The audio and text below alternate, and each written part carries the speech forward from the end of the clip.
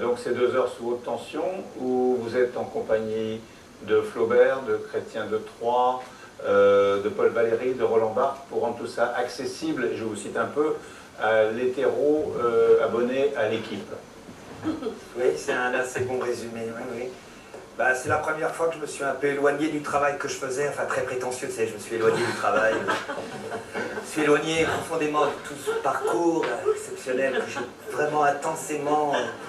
Non, mais j'ai joué pendant 20 ans La Fontaine, Louis-Ferdinand Céline, Flaubert.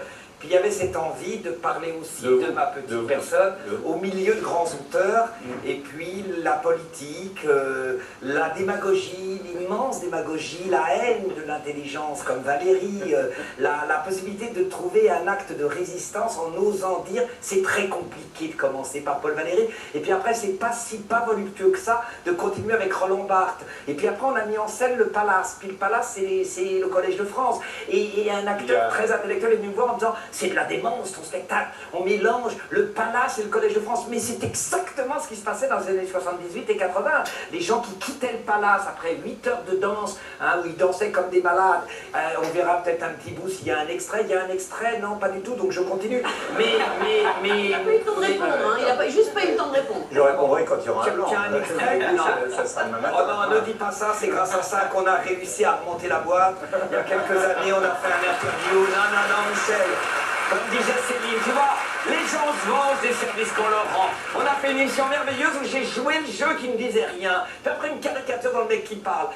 C'est pas vrai, vous savez, dans le spectacle, il y a plein de moments de silence et puis le public joue beaucoup. Mais le silence est pédagogique par le ministère de l'Éducation nationale, parce que vous donnez à entendre des textes qui sont réservés en général à ceux qui font des études de lettres à la Sorbonne, et tout à coup, ils parlent, ils deviennent vivants, alors que ce sont des bouquins qui en général moisissent dans les bibliothèques, dans le meilleur des cas, des noms qui sont complètement oubliés, même Valéry, qui a eu un immense succès au début du XXe siècle, on ne le lit plus, on n'en parle plus, on connaît une phrase de lui. Roland Barthes, on connaît son nom, mais on le lit peu. Pas responsable de non, mais ce que je veux dire, c'est que c'est pas... Roland Barthes, fragment d'un discours amoureux, mais c'est pas des grands structurés. Oui. Non mais après, Chrétien de Troyes, c'est un spectacle assez long, donc il y a du boulot, mais... Enfin long, 2 heures maximum, quand il non, mais ça prouve que c'est possible, ça prouve que c'est possible, et c'est assez génial. Mais Roland Barthes est d'une sensualité, d'une volupté absolue. Et Chrétien de Troyes aussi. Alors Chrétien de Troyes, c'est du 11e siècle, là on repart très très loin. Ce qui est bon, c'est de mélanger Johnny avec Chrétien. Tu vois, Chrétien de Troyes... Non mais ce serait n'importe qui d'autre. Et Ariel Dombal. Ce serait n'importe qui d'autre qui ferait ce genre de spectacle. Ça serait pas le triomphe que c'est aujourd'hui. Ce serait... Quelle réponse on peut donner? Tu fais le faux modeste. Voilà. Je sais pas, tout le monde peut le faire. Je vous assure, tout le monde peut le faire. C'est un show. Parce que je suis de gauche, tout le monde peut le faire. Non mais c'est un show, c'est un show. Oui, c'est un travail différent. Je hurle beaucoup parce que je ne suis pas habitué. C'est un travail différent. Je ne sers pas que Céline, je ne sers pas que La Fontaine. Je parle de ma vie, ma rencontre avec Roland Barthes, mes années de coiffeur, mes années où les hommes marchaient comme ça en disant j'ai 100 ans aujourd'hui, c'est de la folie. Et j'ai parlé des époques où il y avait les homos qui n'étaient absolument pas reconnus. Je parle du Palace. Vous savez ce que ça veut dire le Palace? C'était 1700 à 2000 personnes qui dansaient et qui couraient après à la 8h15 du matin, défoncés pour aller écouter les cours de Roland Barthes. Roland Barthes qui était une star énorme. Fragment d'un discours amoureux, personne n'a décrit l'état douloureux de l'amour comme Roland Barthes. Et c'est sensuel, c'est totalement sensuel. Ce que j'adore, hier j'étais à Montceau-les-Mines, je crois que tu passes dans 3 jours ou dans 2 jours. Oui, dans quelques jours, on est ensemble, les musiciens sont dans les mêmes salles, on est dans un PS réconcilié, il y a quelque chose. Thomas et moi, on a... Non mais, je vais vous dire, Thomas et moi, on a envie d'aider et Ségolène et Martine. Donc tous les deux, on va leur proposer un programme.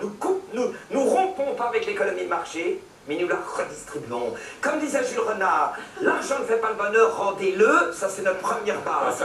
L'argent ne fait pas le bonheur, a dit Denisot, rendez-le. Alors, la deuxième chose, c'est que...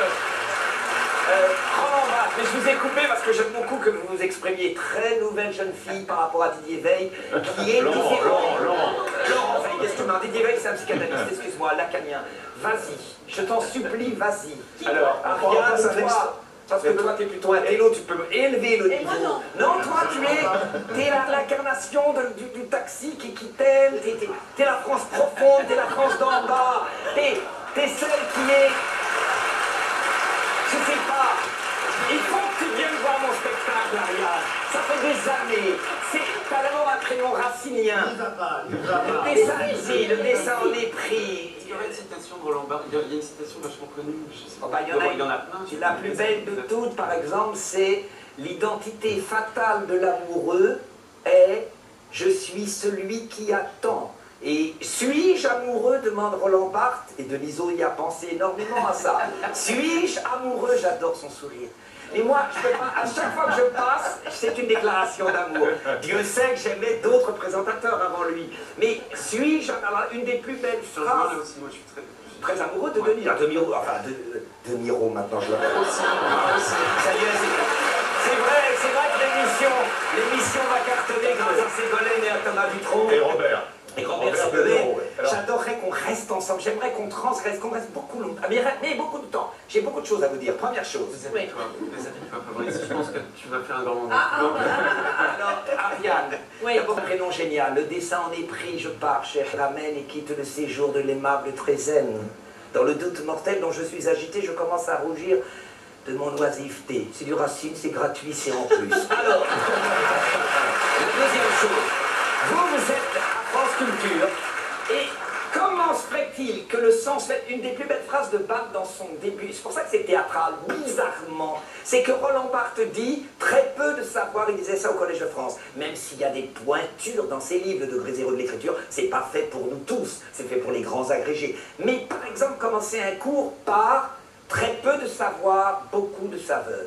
Et une anecdote, j'ai le droit encore? Non, parce qu'à chaque fois, tu te mets en arrière pour que... Une question, des questions, il y a dans Beckett, il y a ça. Une question, en avez-vous d'autres? C'est une question. Non, mais c'est Bouquet qui disait ça.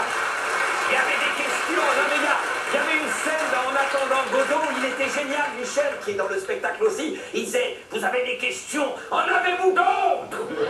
Il adorait qu'on lui pose des questions. Je me calme, je me recentre au niveau des arts. Est-ce que c'est pas Valérie qui a écrit cette phrase magnifique qui dit « Attache ta charrue à une étoile » ? C'est très joli. Alors putain, j'ai bossé ces deux auteurs, mais je t'assure que là, toi, t'as un côté rêveur. Mais Thomas Dutronc a un côté rêveur. Non, il y a Flaubert qui a dit cette phrase merveilleuse. On dit que je caricature les citations. Et après, je te pose une question, et toi aussi, Michel. Et j'aime beaucoup Mademoiselle Veil. Mademoiselle Veil, celle qui remplace Veil. Il y a Flaubert qui a une phrase magnifique. Ariane, tu te marres, tu es encore plus sensuelle quand tu ris, tu es très sexe. Mais il y a une question.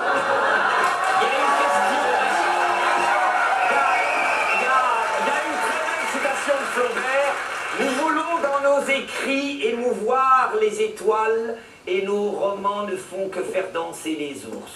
C'est quand même sublimos. Question. Attendez. Question. Toi, je vous écoute à France Culture. Vous m'avez posé une question sur la politique. Oui. Je ne me fous pas du tout. Il veut parler, Michel. Est-ce qu'on voit un extrait? Alors, voyons un extrait de la part. On parle de ta question. Je suis à bout de nerfs, moi. Il est 20h. On y va. La politique, je m'en occupe comme un malade, je suis un fou d'apathie, pourrais vivre avec un chabot, après vous. Je suis fou de la politique, mais je pensais à ça dans la journée. Ce qui est extraordinaire dans la droite libérale, c'est qu'elle pense qu'il n'y a que le marché qui compte, même si elle va réguler. On est tous, qui serait capable de dire, moi j'adore le marché, hein. Moi j'aime bien que les gens soient niqués, hein. Moi ce que j'aime c'est on prend plein dans les couilles et puis les niquer les autres. Il y en a beaucoup qui le pensent, mais il y aura peu de gens qui l'affirmeront. Oui, mais enfin la droite dans la caricature. Mais quand on voit la difficulté du projet de gauche pour que chacun devienne fraternel, pour que chacun se comprenne, tu t'aperçois que la nature humaine est drôlement complexe parce qu'il y a pas le fou à se comprendre même quand ils sont de gauche. Donc imagine entre êtres humains qui ne sont pas tous de gauche. Il y a quelque chose de tellement plus complexe dans la nature humaine parce qu'il y a un côté Freud. Il n'y a pas de solution. Je vous conseille le malaise dans la civilisation. Il avait prévu le malaise dans le PS, Freud. Il avait écrit le malaise dans la civilisation. Lisez ça, Ariane, je ne me fous pas de la politique. J'ai peur des vieilles lunes qui entraînent à des tyrannies sanglantes. L'extrême gauche me fait peur dans le sens que les beaux projets qu'un jour on aura tous, comme dirait Céline, pas tous en bicyclette, pas de vélo, pas de fausses notes. Du temps des tous en fait, qu'on est tous, et Denisot et le directeur de Canal, en bicyclette, et que le prolétaire nous écrase en nous crachant dessus, c'est un projet, c'est pas le plus gai. Et la dictature du prolétariat n'est pas d'une grande gaieté, avouée. Mais que tout le monde distribue, c'est en train de se faire, il faut se battre, et c'est là où on voit que la condition humaine est complexe. On ne résoudra jamais le problème que l'âme humaine est impossible à réconcilier avec lui-même. Comment veux-tu qu'elle soit réconciliée avec le social? Est-ce que je peux vous poser une question?